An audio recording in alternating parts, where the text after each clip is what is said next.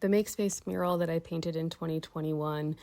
was a way for me to try to encourage people to engage in a personal dialogue with how they make space, not just for themselves, but also for their community. I created this really cool stencil of my handwriting of the word make space, and I spray painted the stencil over a background over and over and over again until the stencil kind of crumbled and fell apart. And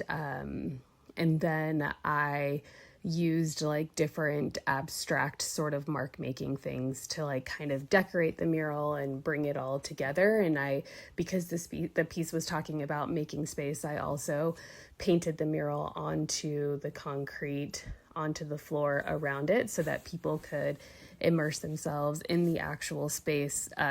or in the actual mural itself, sort of enveloping themselves in a space that I also created for those humans who were walking by and interacting with that mural. And so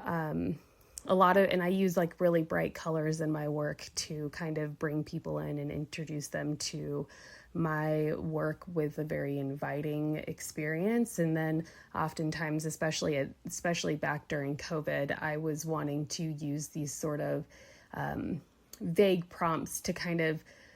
be these sort of starting points or launching pads for greater dialogues and conversation. And so, especially at that time when we were so isolated and secluded, while also grappling with this idea of what does a collective community care look like. There's a lot of political dynamics happening at that time. And so there was just this really interesting duality of like being very community minded while also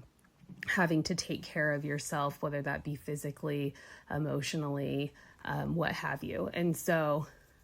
that piece in particular, I really cared about and was really proud of, because I thought it did a really great job of being an aesthetically exciting piece for the community who engages on that block, but then also create something that encourages people to think about themselves and the ways that they interact with their own personal communities.